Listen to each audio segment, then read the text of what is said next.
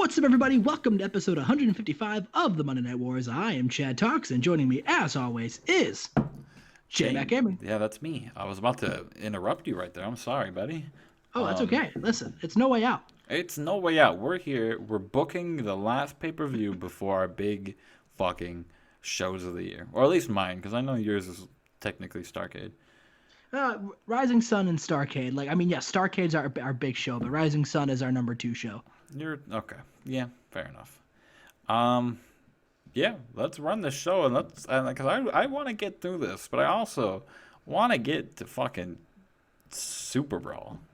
Yes, don't we both? Because Chad hasn't told me shit about it, and I'm just with you guys. Don't look.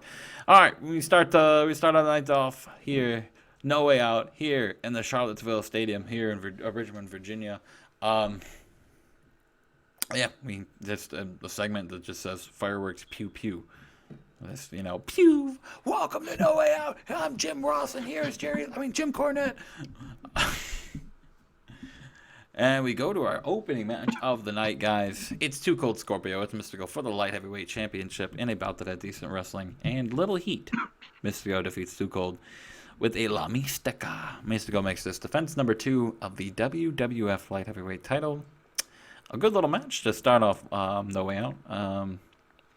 They have the good chemistry, and this match was pretty good. Match got the crowd buzzing because it should, and you know what's going to happen next. It's tradition here in this company that he celebrates. Of course. Yes, celebrates in the ring. Will celebrate. And then we move on to one of Chad's most anticipated matches of the night. Oh, fucking Christ, bro. Ken Shamrock, Dan Severn in a decent match. Ken Shamrock hits the belly-to-belly to Dan Severn.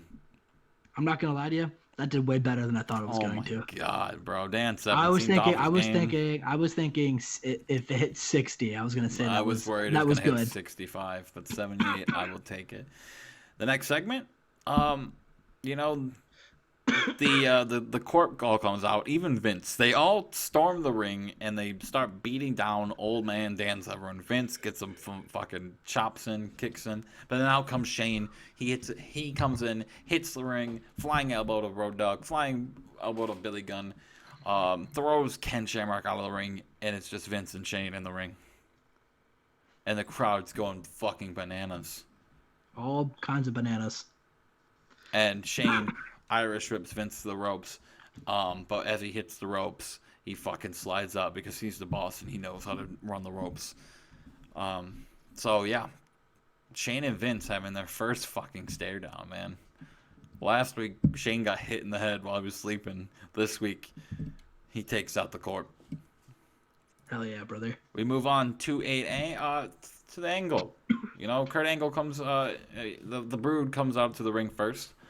And they're in the ring, and Kurt Angle, he comes out, and he hits the fucking entrance ramp, right? And then the lights turn off, and woman from 213 screams. And that's my favorite gimmick. The lights turn back on, and Shawn Michaels is right behind the Brood, and they turn around, and as soon as they make a move to turn around, Kurt Angle hits the ring, and we have a match. And about that had great wrestling and decent reaction from the crowd. Look at this fucking match, man. Wow, man. The American Heartbreakers defeat the Brood in 15-15 when Shawn Michaels, Sweet Chin Music's Gangrel, Kurt Angle at 87, Shawn Michaels 100. Wow. Fucking bananas. He had blood in his eyes. He wanted to murder the Brood and put on a 5-star match. Well, Gangrel and Brood. This is 55s. And they celebrate in the ring. Shawn Michaels is so damn good. We move on to the steel cage match. In a superb match, The Undertaker escapes the cage after tombstoning Paul White and tombstoning Paul Bearer when Paul Bearer, fucking climbs into the fucking cage. As Paul Bearer does. And, Taker gets his win back. Oh, yeah. That's really it. And there's no celebration there. Next week, he will challenge Paul White in a Boneyard match. We are zooming towards this pay-per-view, by the way. It's only 5 minutes in. We're about almost to the main. But We could make both pay-per-views in one video. Oh no, because we have to book it. We hit backstage. We see The Rock. You know how the WWE guys nowadays just watch TV at an angle? Yes. This is what The Rock's doing at home. He's watching a TV at home from an angle.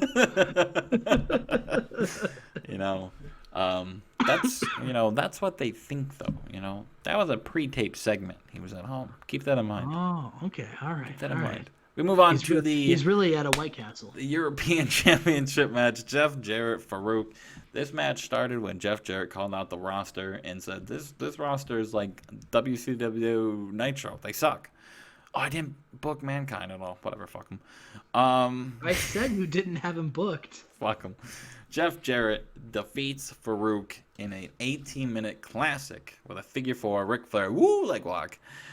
Jeff Jarrett makes this defense number 5 of his European Championship. Jeff Jarrett, the longest reigning the European champion so far.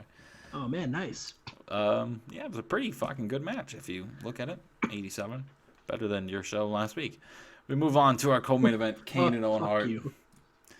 Oh, wait. No, we don't, because Jeff Jarrett celebrates in the ring. We go to the co-main event. In an exceptional match, Kane versus Owen Hart. And Owen Hart makes this defense number 6 of his Intercontinental Championship. Will this man ever lose?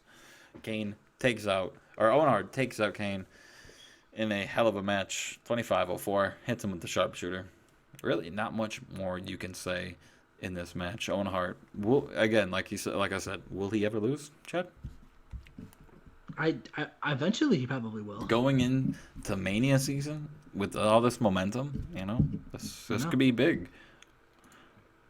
And then Owen Hart celebrates like all men should. Like as all people should. And we go into the main event. 2 months ago, we saw Triple H suffer a devastating injury to take him out for a couple months. Yeah, much like Goldberg. Yeah, much like Goldberg.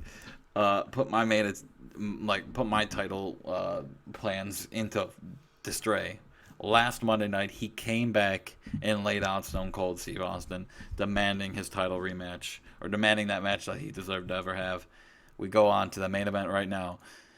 And in a 97 match, Steve Austin defeats Triple H in a 41 minutes with a stunner, and Stone Cold makes this defense number 2. Remember, defense number 1 was against Sean Stasiak. So the 92-91. This match deserved better color commentary. I will agree with that. But yeah, what a fucking match this was, Chad. What a fucking match. Is that the match of the series? I think I have a 98, but it's definitely up there. We can look off screen. And then we go to the Rock hits the ring, and instead of hitting Stone Cold with anything, it's just a stare down. Stone Cold raises his title. The Rock raises his fist or his hand like he always does when he's on the top rope. He's like, right. and the camera pans like a perfect shot to them with the WrestleMania sign in the background. It will be The Rock. It will be Stone Cold. Last year, it did not main event, but this year, for the world title, it will. It will be Stone Cold versus The Rock at WrestleMania. And that is no way out. A 93 fucking perfect show. We're gonna. We will see what WCW can do. We're gonna praise Kurt Angle and Shawn Michaels, and we're gonna give Triple H a hug. We're gonna give Pat Patterson a hug. There we go. Oh my God, you can do past. Oh my God, Brian Lawler was given a hug after the Lawler Memorial Show. Oh fuck! I remember that. All right, there we go. And that was that was it, bro. That was episode fucking 155. I know Chad's getting tired, so we're trying to wrap it up real quick. I'm not even tired. I have to work, and my roommates are sleeping, so I'm also trying not to yell. And also, Goldberg went out 2 months and has ruined all of my booking, so I'm also not in a shouty mood. All right, episode 155, and fuck all your odds.